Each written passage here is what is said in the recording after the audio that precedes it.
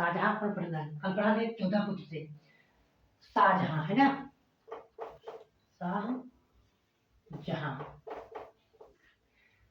हाँ बता देना 14 पुत्र है। शाहजहां भाई साहब है, इनके कितने पुत्र थे? 14। 14 पुत्र में 7 बच्चे मर गए थे इनके। इधर इधर देखो, उधर कहाँ देखते हैं? देखो तो जिंदगी इधर है। 7 बचे थे। पहले पुत्र का नाम था दारा सिकोह। देखो 14 पुत्र इनके थे, 14 पुत्र में 7 बच्चे मर गए, बचे कितने? 7। 7 में 4 थे पुत्र, 4 पुत्र थे और 3 पुत्री थी। शाहजहां के कितने पुत्र थी? 3। तो इन 4 पुत्रों में पहला जो था वो था दारा सिकोह। दारा सिकोह, ठीक है। और दूसरा था मुराद बख्श। मुराद बख्श। अब तीसरा था शाह सुजा। शाह सुजा। और चौथा जो था वो था औरंगजेब। चौथा कौन था? औरंगजेब, ठीक। और जो 3 पुत्री थे किसकी? शाहजहां भाई साहब के। तो पहली पुत्री थी जहां आरा। जहां आरा बेगम। जहां आरा बेगम। और दूसरी थी रोशन आरा। रोशन आरा बेगम। अब तीसरी थी गौहर आरा। गौहर आरा बेगम। तो शाहजहां के कितने पुत्र थे? 4। दारा सिकोह, मुराद बख्श, शाह सुजा और औरंगजेब। अब 3 पुत्री थी, जहां आरा, रोशन आरा और गौहर आरा। तो शाहजहां ने अपने, जब ये जीवित थे तो इन्होंने कहा कि मेरे मरने के बाद जो है दिल्ली का उत्तराधिकारी दारा सिकोह बनेगा। कौन बनेगा? दारा सिकोह, दिल्ली के राज। देखो दिल्ली कहाँ है, एक बार ध्यान देना। तो शाहजहां कह चुके थे कि मेरे मरने के बाद जो है दिल्ली का उत्तराधिकारी बनेगा दारा सिकोह। ठीक, यहाँ है दिल्ली, तो यहाँ पर दारा सिकोह। अब फिर दे दिया दारा सिकोह, जिम्मेदारी दे दिया दारा सिकोह को, जब जीवित थे। और दक्षिण भारत की जिम्मेदारी दे दिया औरंगजेब को। दक्षिण भारत की जिम्मेदारी औरंगजेब को। और इधर बंगाल, बंगाल की जिम्मेदारी दे दिया शाह सुजा को। शाह सुजा।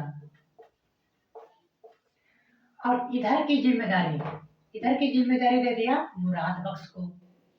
मुराद बख्श को। अब एक दिन ये अफवाह उड़ गई, शाह सुजा जो है शाहजहां, ये भाई साहब बीमार पड़ गए।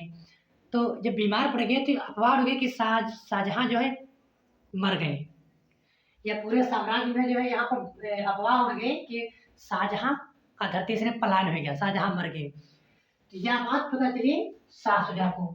तो शाह सुजा ने कहा कि जब मेरे पिता शाहजहां मर ही गए हैं तो चलो अपने भाई दारा सिकोह को मार दें, और मार करके दिल्ली का जो है शासक बन जाए, हम दिल्ली के गद्दी पर हम बैठ जाए।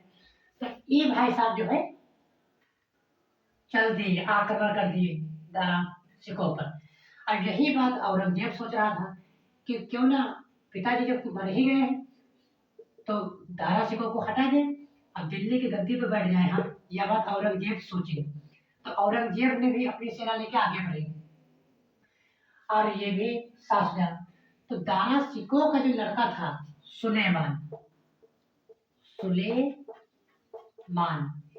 इनका पता चलेगा कि हमारे चच्चा शाह सुजा भाई इनका लड़का है, और ये लोग भाई भाई रहे आपस में। तो सुलेमान को पता चला कि हमारे चच्चा शाह सुजा अपने पिताजी का मारे आ रहे हैं। तो ये रास्ते में जाकर के मिल गया इनको शाह सुजा से, और युद्ध कर दिया। यहाँ पर क्या हो गया? मार हो गई। तो इसी युद्ध को कहते हैं बहादुरपुर का युद्ध। बहादुरपुर का युद्ध।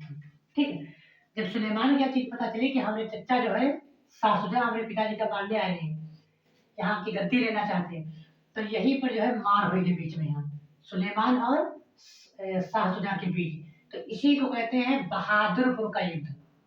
क्या कहते हैं इसी को? बहादुरपुर का युद्ध। तब तक औरंगजेब, ये भाई साहब भी वहां पहुंच चुके आगे, तो ये भाई साहब जो है इनको भी मार दिया और इनको भी मार दिया।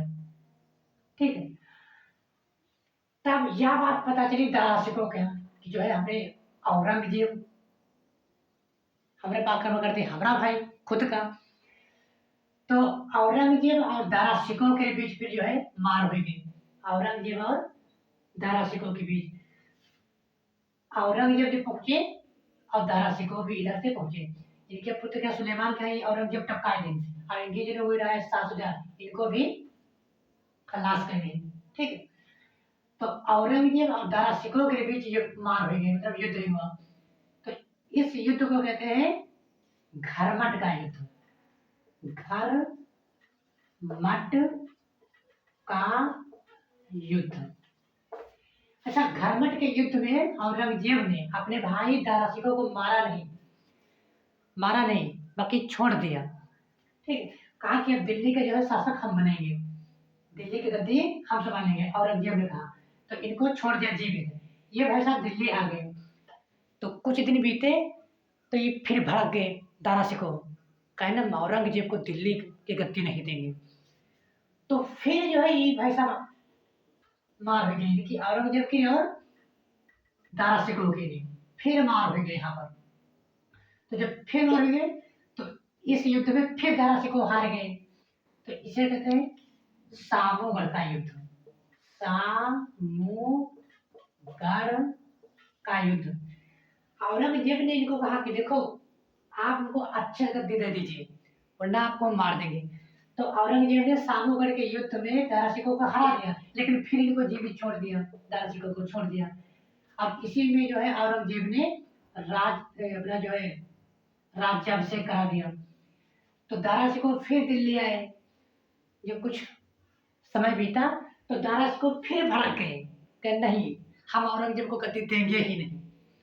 तो औरंगजेब को जब पता चला कि अरे दारा सिकों तो गद्दी छोड़ने के लिए फिर मना कर रहा है, तो फिर औरंगजेब आक्रमण कर दिया दारा सिकों पर। तो फिर औरंगजेब और दारा सिकों के बीच मार हुई, फिर युद्ध हुआ।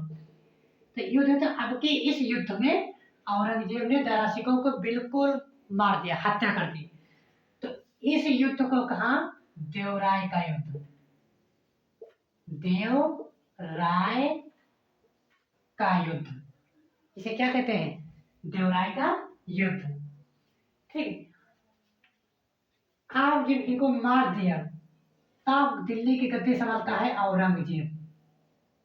ठीक, औरंगजेब ने दिल्ली की जब गद्दी संभाला तो ये जो है धार्मिक कट्टरता था। धार्मिक कट्टरता मतलब कि इसने मंदिरों को तोड़ना स्टार्ट करवा दिया कि ऐसा है मंदिर को तोड़ो। तो सबसे पहले इसने मंदिर एक तोड़ा था गढ़, क्या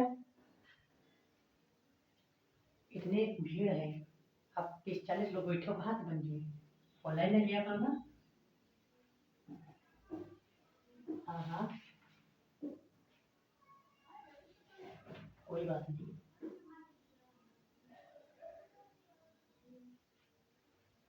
चलो ठीक। तो इसने औरंगजेब ने पहला मंदिर क्या था? मंदिर केशव नारायण मंदिर। केशव नारायण एक मंदिर था, मंदिर जिसको बनाया था, याद करिए, वीर सिंह बुंदेला। कौन? वीर सिंह बुंदेला। वीर सिंह बुंदेला ने बनवाया था। इसको तोड़वा दिया किसने? औरंगजेब ने। और औरंगजेब ये इतना कर्मठोर आदमी था, औरंगजेब इतना कर्मठोर आदमी था कि इसने जो है चित्रकला संगीत पर प्रतिबंध लगा दिया। चित्रकला पर प्रतिबंध लगा दिया, चित्रकला और संगीत पर प्रतिबंध लगा दिया। ठीक, और जब संगीत पर प्रतिबंध लगा दिया तो यहाँ के जो चित्रकार लोग थे, चित्रकार, वो सब भाई जो चित्र बनाता था उसको समझाया औरंगजेब ने कि अगर चित्र बना तो तुमको काट के फेंक देंगे। तो यहाँ से चित्रकार भागे दिल्ली से, अब पहुंच गए बिहार पटना। तो जब पटना पहुंचे तो वहाँ एक शैली का विकास हुआ, पटना कलम शैली, मिली जुली पटना कलम शैली का विकास हुआ। अच्छा, जब इसने मंदिर तोड़वाया केशवा नारायण मंदिर, तो यहाँ के जो जाति थे जाट, जाट ये जाट जाति जो है भड़क गई कि इसने मेरे मंदिर को तोड़वा दिया। तो जब ये भड़क गई तो यहाँ के, हाँ पहले ऑनलाइन चल रही है।